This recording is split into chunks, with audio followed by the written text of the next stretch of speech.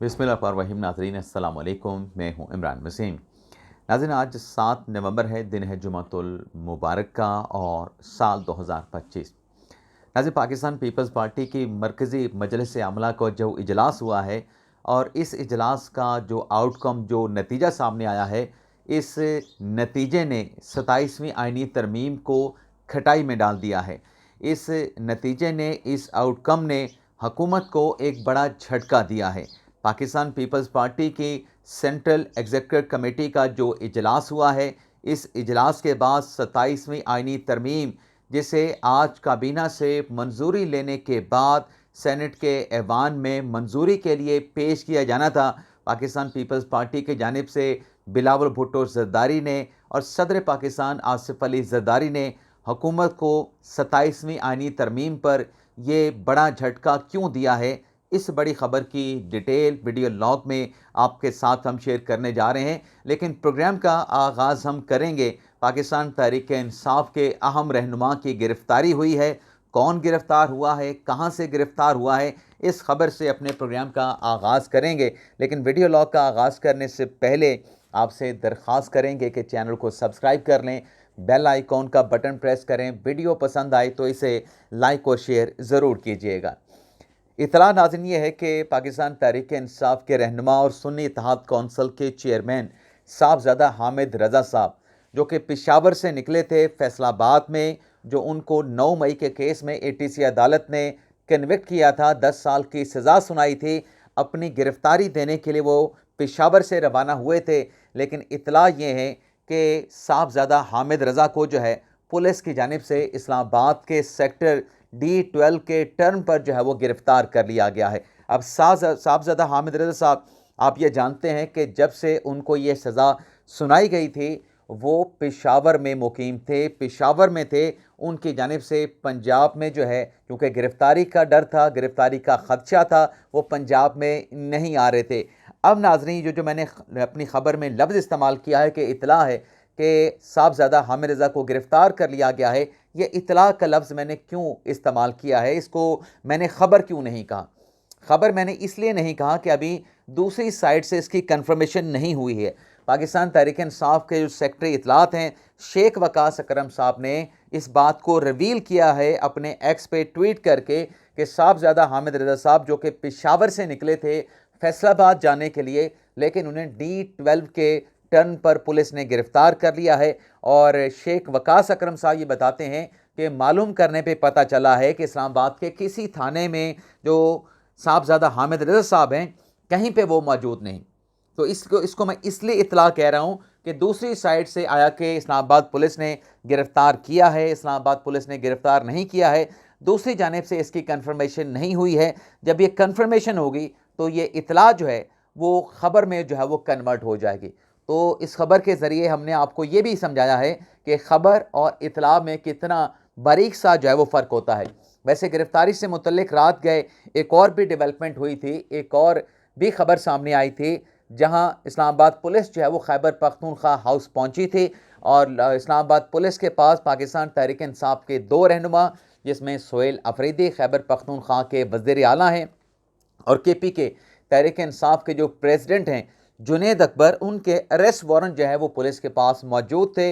लेकिन चूंकि दोनों PTI के रहनुमा खैबर पख्तूनख्वा हाउस में मौजूद नहीं थे, तो पुलिस ने इन अरेस्ट वारंट की वहाँ से तामील कराई और तामील कराने के बाद पुलिस जो है वहाँ से रवाना हो गई। तो ख़बर ये है कि ये जो अरेस्ट वारंट थे, चाहे सोहेल अफरीदी का अरेस्ट वारंट था, चाहे जुनैद अकबर का अरेस्ट वारंट था, ये ATC अदालत ने 26 नवंबर के हवाले से जो मुकदमा दर्ज किया गया था, उस केस में PTI के दोनों रहनुमाओं के ये अरेस्ट वारंट जो है वो जारी किए गए थे। अब आ जाते हैं पाकिस्तान पीपल्स पार्टी की जो मरकज़ी मजलिस आमला का इजलास हुआ है। इस इजलास में नाज़रीन, जो अब तक की खबर है वो ये है कि पीपल्स पार्टी ने गैर मशरू तौर पे जो आर्टिकल 243 में जो तरमीम है, उसकी मुकम्मल तौर पे हमायत कर दी है। अब आर्टिकल 243 से मुतल्लिक जो इतलात आ रही हैं, हम मुख्तलिफ अंदाजे पहले भी लगा चुके हैं कि फील्ड मार्शल का जो ओहदा है उसको आईनी कवर दिया जाएगा, कमांडर इन चीफ का ओहदा बनाया जा सकता है, चीफ ऑफ डिफेंस स्टाफ का ओहदा बनाया जा सकता है। लेकिन अब नई प्रपोजल ये सामने आई है, नई इतला ये सामने आई है, या गेस वर्क भी आप कह सकते हैं, कि कमांडर ऑफ डिफेंस स्टाफ का अहदा भी जो है वो तख्लीक किया जा सकता है। लेकिन हमने कल के वीडियो लॉग में भी बात की थी कि नाम चाहे नए अहदे को कोई भी दिया जाए, लेकिन उसके फंक्शन वही होंगे कि वो तीनों जो मुसल्लह अफवाज हैं उनके ऊपर होगा, और जिससे फैसला साजी में, दुश्मन की जहरियत का जवाब देने में, मुंह तोड़ जवाब देने में, बर वक्त फैसलों में जो है वो बेहतरी आएगी। अब जो पीपल्स पार्टी ने आर्टिकल 243 की हमायत कर दी है, बाकी जो नुकात हैं, चाहे वो NFC है, उसमें सूबों का जो हिस्सा है उस पर जो नज़रसानी की जानी थी, या जो एग्जेक्टिव मजिस्ट्रेटी का जो निज़ाम था उसको मुतारफ़ करवाया जाना था, चीफ इलेक्शन कमिश्नर की जो तैनाती है, इसके साथ साथ जो सूबों से जो वजारतें, चाहे वो पॉपुलेशन की थी, चाहे वो हेल्थ या तालीम की थी, वापस लेने के जो प्रपोज़ल थे, इन तमाम प्रपोज़ल को पाकिस्तान पीपल्स पार्टी ने अपनी मरकज़ी मजलिस आमला के इजलास में इसको कुली तौर पे, मुकम्मल तौर पे मुस्तरद कर दिया है। अलबत्ता जो आइनी तरमीम के क़याम का मामला है उस पर पीपल्स पार्टी आज जुमे के दिन दोबारा इजलास करने जा रही है। जुमे के नमाज के बाद यह इजलास होगा, जिसमें पाकिस्तान पीपल्स पार्टी का कहना यह है कि आइनी अदालत जो है वो चार्टर ऑफ डेमोक्रेसी में शामिल थी, वो मिसाके जमहूरियत में आइनी अदालत का क़याम का नुक्ता भी शामिल था। लेकिन पीपल्स पार्टी ये कह रही है कि जो आइनी अदालत है उसमें तमाम सूबों को नुमाइंदगी दी जाए। अब नाज़रीन, जो पाकिस्तान पीपल्स पार्टी की जानिब से फ़ैसला किया गया है, इस फैसले का आगे मतलब कॉन्सिक्वेंस ये निकला है कि आज जो वज़ीर आज़म शहबाज शरीफ साहब की सरबराही में जो वफाकी काबीना का इजलास होना था, और वफाकी काबीना के इजलास में जो मसवदा है 27वीं आइनी तरमीम का, उस पर वज़ीर कानून आज़म नज़ीर तारड़ साहब ने ब्रीफिंग देना थी। लेकिन पीपल्स पार्टी की सेंट्रल एग्जीक्यूटिव कमेटी के इस इजलास के बाद अब जो काबीना का इजलास है उसको मुलतवी कर दिया गया है। और काबीना के इजलास के मुलतवी होने का नाज़रीन कॉन्सिक्वेंस ये है कि आज जो सेनेट के ऐवान में ये जो 27वीं आइनी तरमीम पेश की जानी थी, और पेश होने के बाद इसे मुश्तरका पार्लिमानी कमेटी को रेफ़र कर दिया जाना था, ये मामला भी फ़िलहाल यानी फॉर द टाइम बीइंग ये खटाई में पड़ गया है। लेकिन मुझे ऐसा लगता है कि जो पाकिस्तान पीपल्स पार्टी ने एतराज़ उठाया है कि आइनी अदालत में तमाम सूबों की नुमाइंदगी होनी चाहिए, तो ये बात तो शायद पहले से भी तयशुदा है कि आइनी अदालत में तमाम सूबों की नुमाइंदगी होगी। तमाम सूबों के जो ताल्लुक़ रखने वाले जो जजेस हैं, जो कानूनी माहिर हैं, जो कॉन्स्टिट्यूशनल एक्सपर्ट्स हैं, उनको आइनी अदालत में जो है वो ले जाया जाएगा। चाहे वो सुप्रीम कोर्ट से जजेस जाएँ, चाहे वो हाई कोर्ट से जजेस लिए जाएँ, चाहे डायरेक्ट किसी वकील की जो है वो आइनी अदालत में जो है वो तैनाती की जाए। लेकिन ये भी इतलात आ रही हैं कि जो आइनी अदालत बनेगी वो 7 से 9 रुकनी होगी।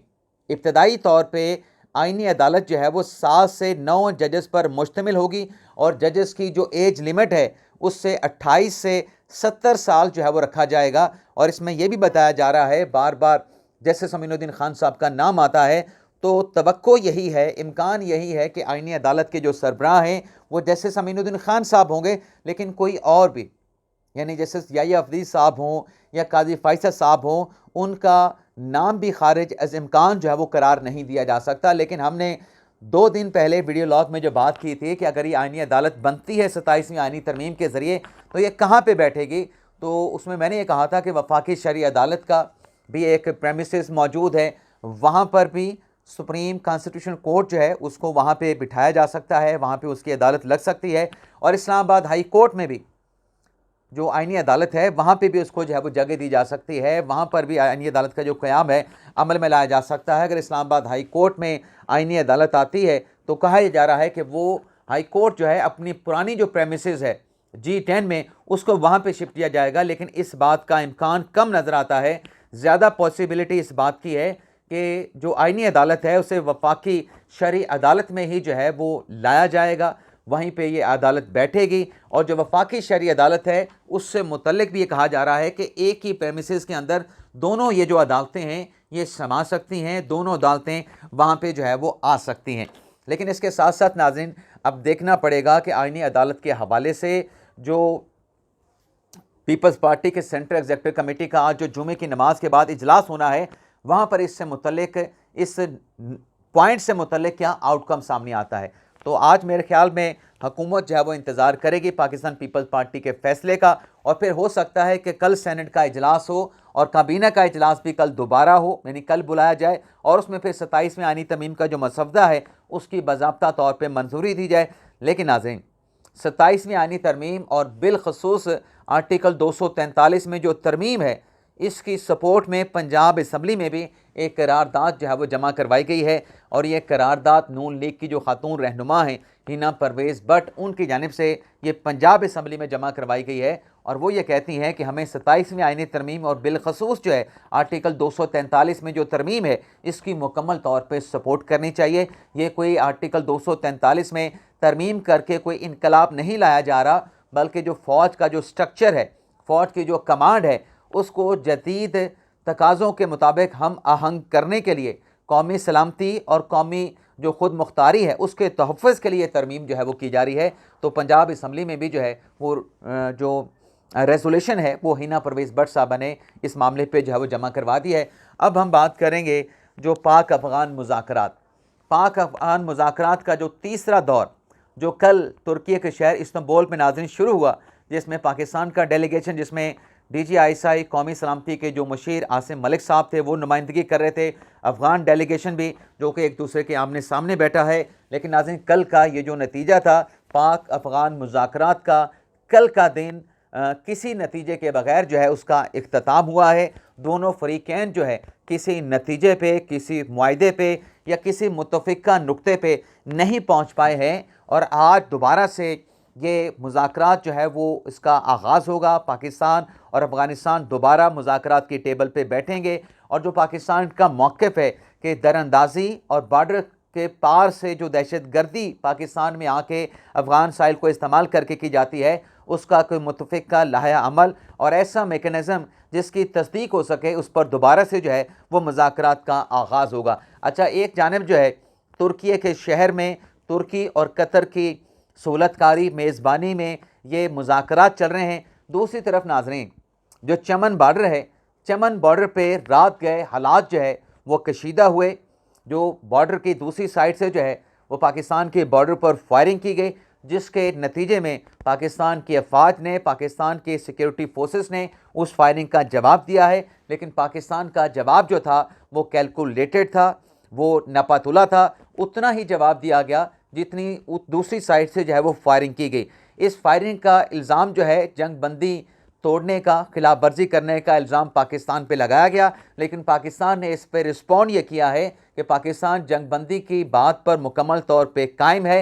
लेकिन जो फायरिंग क्योंकि अफ़गानिस्तान की साइड से की गई है, जिस भी धड़े ने की है, जिस भी मुतारिब ग्रुप ने की है, उसका पाकिस्तान ने जवाब दिया है। और पाकिस्तान जंग बंदी पे कायम है और पाकिस्तान ये चाहता है कि मुज़ाकरात की टेबल पर जो दोनों वफूद बैठे हैं, पाकिस्तान का, अफ़गानिस्तान का, इसका मुस्बत नतीजा आना चाहिए। और पाकिस्तान के वज़ीर दिफ़ा ख्वाजा आसिफ साहब ने यह वाज़े तौर पे कहा कि अगर ये मुज़ाकरात नतीजा खेज़ नहीं होते हैं तो फिर पाकिस्तान के पास जो ऑप्शन है वो बड़ा वाज़े है। पाकिस्तान को फिर अपने दिफा के लिए, अपने अवाम के मफाद के लिए, अपनी कौमी सलामती के लिए और अपने खुद मुख्तारी के दिफा के लिए अगर कार्रवाई करना पड़ी, जो भी कार्रवाई करना पड़ी, पाकिस्तान फिर वो कार्रवाई करने के लिए हक बजानिब और मजबूर होगा। इजाज़त चाहते हैं नाज़रीन, अल्लाह हाफ़िज़।